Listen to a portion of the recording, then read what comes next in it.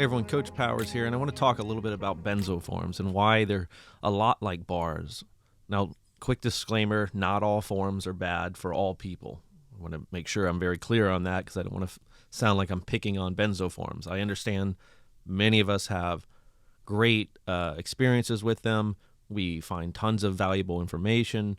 Maybe we find people that we can have in our life that's, support. But for every one person that goes in one of these forums and finds that kind of relationship and help, there's probably 3 or 4 other people that are just triggered, that become quite literally addicted to the rumination that is spawned inevitably in those groups. Now, okay, so let's dive in this. Benzo forums are like bars. What do I mean by that? Well, first off, you have to understand that rumination is understood as a habit or an addiction. In cognitive behavioral therapy and all the literature, it pretty much defines it as a habit. I argue that it's worse than that. I think it's not a habit. I think it's a full-blown addiction. Brushing your teeth every day is a habit. There's a lot of things that are habit or habitual. But rumination is an addiction when we don't want to do it. Even when we get to the point where we realize that rumination is harming us and we desperately want to stop, we can't. And I've got clients that are afflicted on levels that many of you might not even, couldn't even imagine. I mean, constant reassurance seeking, going to the hospitals, sometimes almost daily, weekly for sure, calling 20, 30, 40 people a day, writing them, spending 7, 8, 10, 12, 16 hours of their day. Some of them live on these forums. Everything they consume, every bit of content is on benzos. And at some point, it's not about, getting answers. If you've watched my video on rumination, you understand this. If not, go back and check that out. It's one of my newer videos on rumination. A lot of useful information in there taken from the literature on CBT. But, rumination initially is helpful. It's problem solving. I often tell my clients that if tomorrow you got served with an eviction notice, you would ruminate, and for good reason. You've got to solve this problem. Your very existence hangs in the balance on this thing. Where are you going to live? What about your stuff? What about your family? Is this a legal move by the landlord? Is there anything you can do in courts? Your mind would be going 100 miles an hour, and and you would be problem solving, until you problem solved, right? Until you found a solution. So that's normal.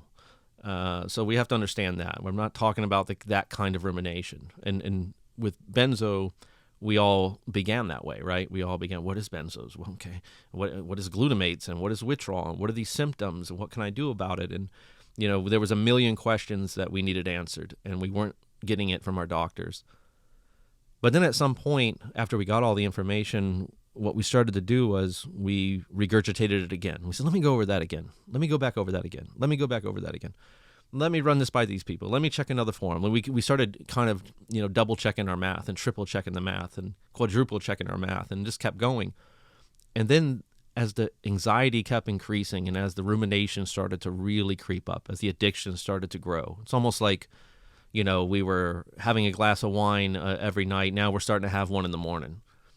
As that increased, the questioning started to change, or what they call in psychology, your response style, your thinking style started to change from reflective, which is what I've been talking about, looking for answers and that kind of thing, to brooding style. It's called brooding style, and this just means that we're now looking for answers that don't exist. Why is this happening to me? When will this end? It's that kind of questioning. So think about having a flat tire. You have a flat tire, you pull over, you get out the car, and, in the first style of ruminating or problem solving, because rumination is a problem solving mechanism, the reflective style would be to say, okay, I got a flat tire. How did this happen? Let me look. Okay, there's a nail in it. Okay, do I have the proper stuff? Do I have a jack? Do I have, the right equipment to take this tire off and change it? If not, can I call someone? Do I have AAA or somebody?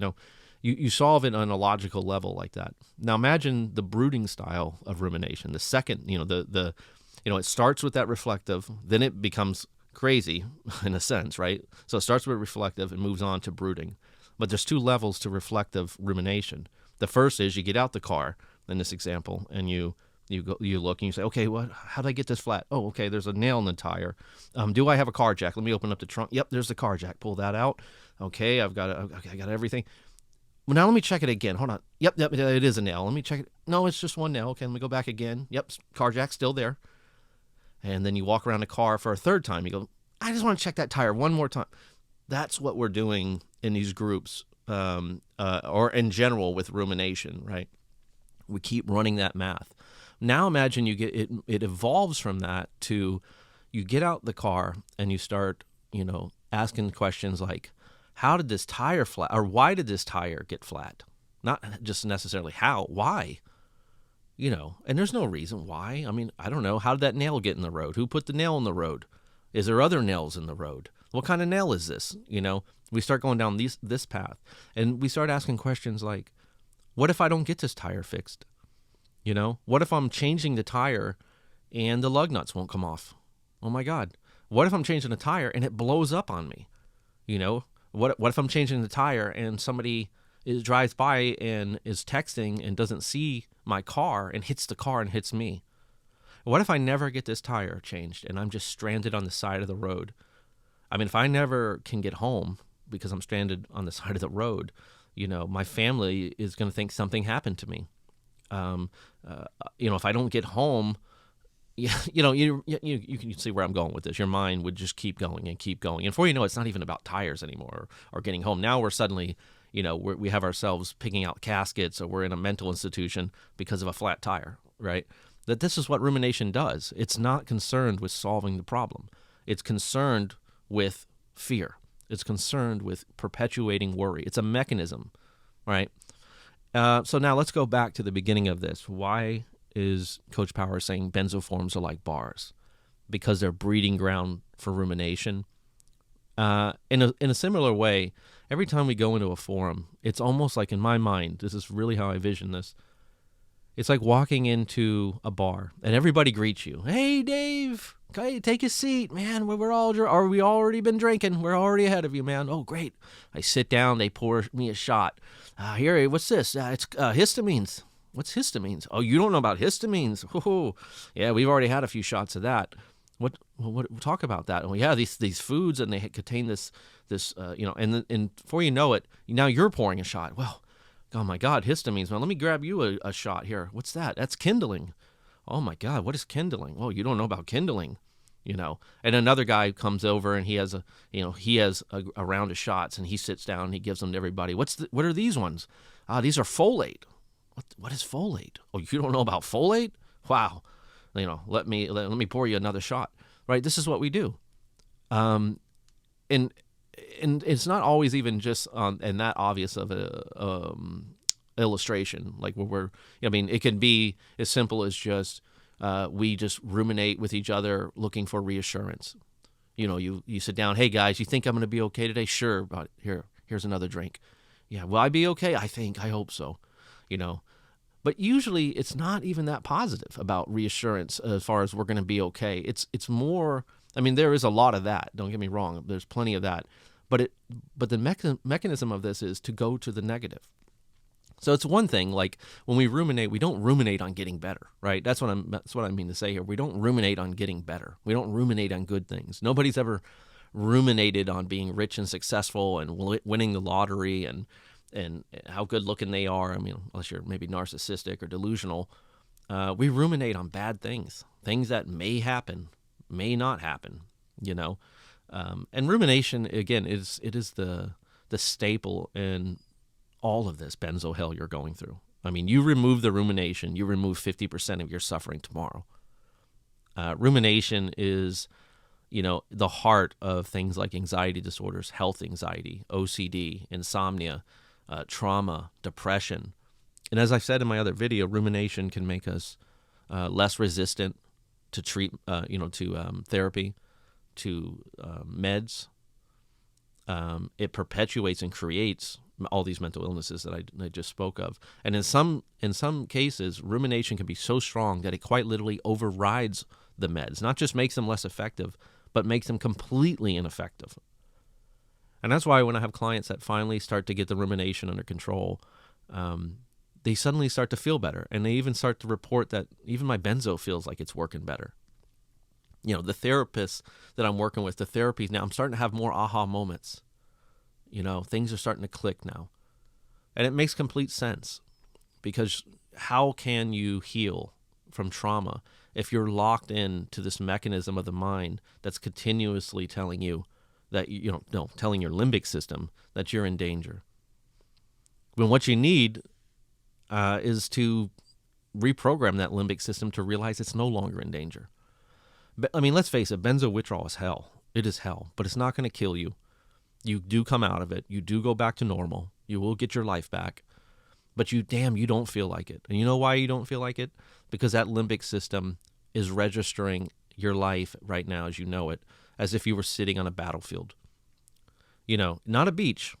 That's what you need to be, feeling like, and where you need to be in the ideal situation is you sitting on a beach, soaking up the sun, not a care in the world, just being gentle with yourself, doing yoga, walking, getting exercise, getting lots of vitamin D for that serotonin from the sunlight,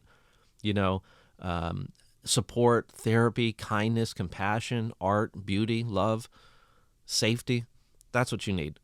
But rumination is the antithesis to all of this.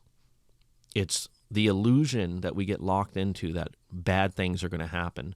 And the limbic system, quite literally creates, through hormones and neurotransmitters, it reinforces this feeling. I mean, it literally creates that feeling. So when you say, why do I feel like bad things are going to happen?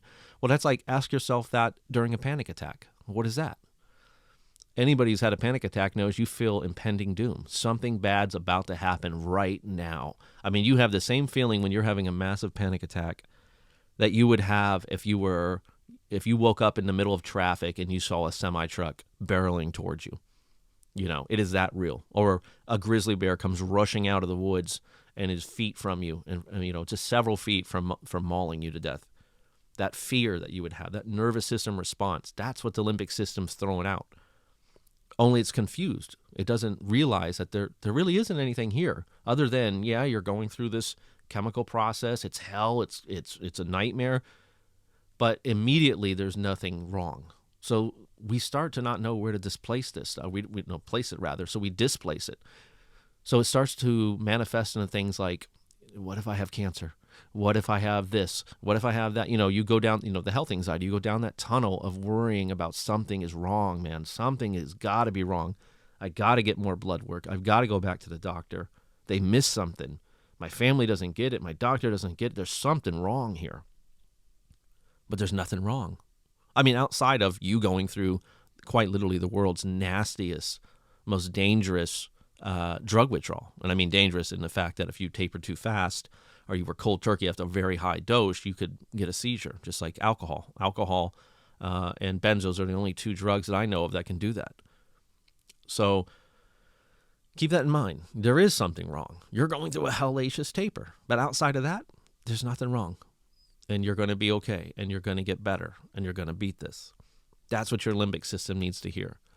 But again, when we get back into these benzo forms that are like bars, that's not what we're doing. It's not a bunch of people ruminating on healing. I wish it was. God, could you imagine if it was? If every day you woke up and it was just a bunch of people celebrating or trying to be positive and posting pictures of their progress and support and that's what we saw around us. This overwhelming faith in our recovery. My God, for as bad as rumination can be, it would, in the negative sense, it could be just as good in the positive. And I'll put a video out later on the limbic system and how to rewire it, in the sense of, I should say the potential of rewiring. And I'll give you a hint at it. The rewiring, or the power of the limbic system, works both ways. And that's what I'm getting at. It goes both ways. So you can have a panic attack on a bridge. You're driving over a bridge, you get a phone call, somebody you love was hurt. Oh my God, you panic, you pull over, you hyperventilate. Next time you get on the bridge, that limbic system remembers something bad happened here. Because, the limbic system is kind of like an obedient dog. It's not very intelligent. I mean, in fact, it has no intellect other than ours. But it has instincts, and it has its automatic response, just like the dog that will damn near break through the window to bark at the mailman in every car passing by. Every car passing by could be dangerous. I mean, we laugh when we see our dog do it, but this is what our limbic system's doing. So if you have a panic attack driving over a bridge, the limbic system remembers. The limbic system remembers every insult, every negative bad thing that's ever happened to you. That time in second grade where you were lost in the mall and you couldn't find your family, and that panic feeling you felt in your stomach, your limbic system wrote that down, and it will never forget that. This is how it works. So the next time you go over the bridge after having that panic attack experience, which stemmed from a phone call, had nothing to do with the bridge, you're twice as likely to have that panic attack again.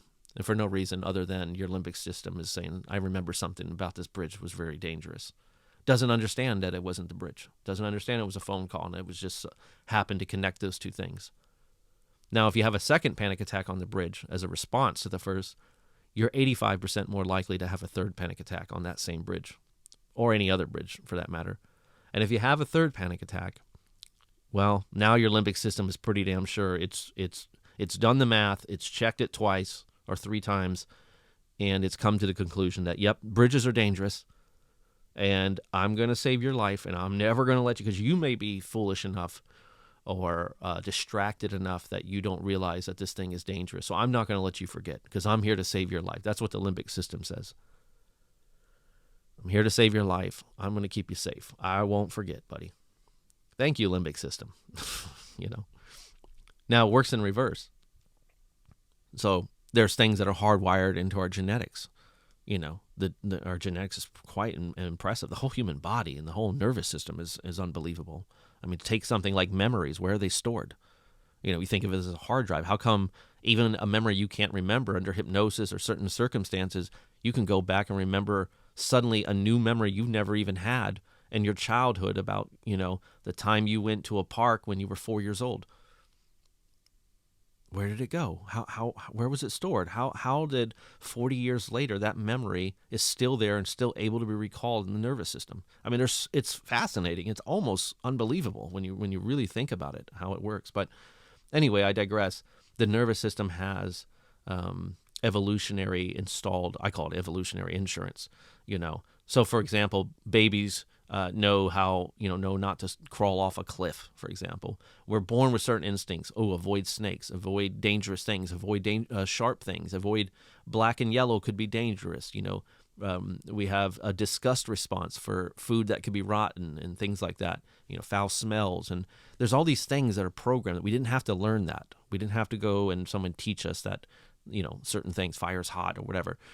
We have instincts to this, thankfully, to help us facilitate our evolution, procreate, survive. That's the whole point of evolution. Now, take something like a crocodile. If I said, here's $100 million, you see that crocodile, it's a 15-foot crocodile floating in the water right there. I want you to swim up to it and kiss it on the nose. And even if I said that crocodile is friendly, will not hurt you, every cell in your body would try to resist that. No matter how much you wanted that money, you would say, no way. Even if you tried to get in, your body would shake, it would freeze, your heart rate would go up. Everything in your nervous system would try to prevent you from swimming up there towards that dangerous, life-threatening predator. Now, same with jumping out of an airplane, right? I said, here, jump. I don't think so. Now take this example. You're raised on an alligator farm. Your dad, gave you a little tiny egg when you were just a little kid, and he said, that's an alligator egg. I want you to take care of it and hatch it. And you do. You love this little thing before it even hatched. Oh, there you hatch it. Now you're already not really afraid of alligators like the normal person because you've been around them so much. You've desensitized to them. You raise this little alligator to become, over the years, over 10, 15, 20 years, you raise it to be a 15-foot crocodile.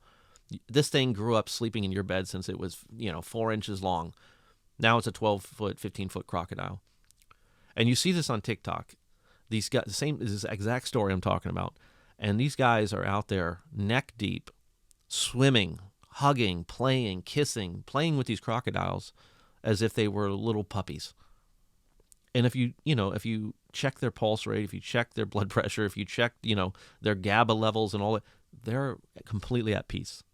Not only are they at peace, they love it. I mean, they're as happy and as comfortable as you or I playing with our puppy or our kitten, right? So think about that for a second. In one situation, the limbic system drew a faulty association, and for the rest of your life, you're afraid of bridges for no reason other than, you had a bad phone call and a bad experience on a bridge a few times. Completely unrelated. The bridge had no danger. It wasn't going to collapse. There was, nothing to do with that. On the other situation, something that's programmed into you, much harder to override, you were completely able to override it, desensitize, and find goodness in it. Now, part of that is desensitization, exposure therapy, and the other part of it is you've changed to symbolism. As you might know from your therapist or from going to therapy or studying psychology, it's not often, usually the event, situation, thing that happens to us that most impacts us, but how we symbolize it. What's the symbolism of an alligator? You and I, dangerous. To somebody else, oh, loving pet. If you bought my book, you see at the end I have a wolf in the back of it. That was my pet wolf. I had a hybrid wolf, very high content, like 85%. I raised 3 or 4 of them. Loved them. Everyone else would come over. They were completely afraid of them, timid as they should be. And I realized, wow, it had gone completely the opposite way for me. I didn't look at them any different than I would a Labrador, but I knew what they were. So I had a taste of that myself, that I sleep in the bed with this thing. But I also was aware that I wasn't foolish. I also was aware that people got mauled almost yearly by a pet hybrid wolf, that they still are wild animals. But anyway, I digress. You get the point here. So just some words on the limbic system. I can get into that much deeper later. But, I mention that because there's hope in reprogramming this thing. You can beat panic disorder. You can change the way we symbolize this thing. And if you're going in Benzo forums, trying to solve rumination by sitting there and drinking with your other bar patrons, I mean, it's as insane as an alcoholic doing that, right? It's the same thing as people sitting there in a bar pouring shots going, I don't know why I'm my life is falling apart because of this alcohol, Even if they've seen it, they can't do anything about it. They just keep pouring. Let's pour drinks now and talk about how alcohol is ruining our life. But you rarely see that in the bars, but it does happen. Usually it's the opposite. We're drinking to forget the fact that drinking is ruining our life. But at some point, you can sit there and drink, and we can all feel sorry for ourselves and say, God, it's tough being an alcoholic. Yeah. Hand me a beer. Okay. You want one? Yeah. So some words on rumination, my friends.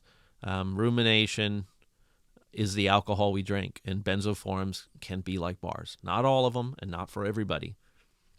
Which I think if you run a Benzo forum and you're listening to this, if you're thinking about starting one, if you're a moderator in a Benzo forum, I think, the message here is keep it positive. There's so much information out there. I have a forum on Facebook, Life After Benzos, and I just try to keep it positive. I try anyway. I mean, we have questions and things we're searching for, but for the most part, I try to just keep it on let's just focus on the good, because there's so many videos out there, so much. I mean, this is the age of information. Whatever you have, any question, you can Google search it. You can find it. We don't need to go in there and really ask all the usual questions. I'm not going to dissuade anyone from doing it necessarily, but I think we need to create an environment conducive for reprogramming that limbic system, and that doesn't happen by constantly reminding the limbic system that there's a life-threatening event that we're going through and that we may not come out of it, and that there's all these other things that can go wrong. And and I know, and some of you will say, Dave, that's just, you're talking about delusional thinking, positive thinking, and rose-colored glass. No, I'm not. I mean, rumination, you'll go back to the example of getting out of the car. Yeah, it's true. If you get out of the car, you have a flat tire, you got to be careful. Somebody could lose control texting and hit you. That tire could technically blow up. You know what I mean? Everything that you're probably afraid of could happen, but it's completely irrational. And it's not, it's not constructive to changing the tire, just like ruminating is not constructive to recovering. In fact, I mean, really, those two analogies are not even they don't even work very well, to be honest, because rumination is such a different mechanism that can keep you locked into sickness and make you even worse. Getting out of the car and ruminating about the tire doesn't actually make the tire blow up or the car blow up or you get, you know what I mean? It doesn't have that effect, but rumination can. It can literally 5 years from now, you can be locked in rumination, calling it benzo withdrawal. So some thoughts again, my friends. I got on here, so I'm going to make a 5-minute video, 25 minutes later. But what can you do? So I hope you guys are well. If you're interested in some coaching, go to powersbenzocoaching.com. I do benzo coaching, of course, and I have a pretty solid program for recovery, a pretty solid curriculum, I think. So go check that out if you're interested. And you guys be good. Keep your head up. You are healing. You will heal. There is life after benzos.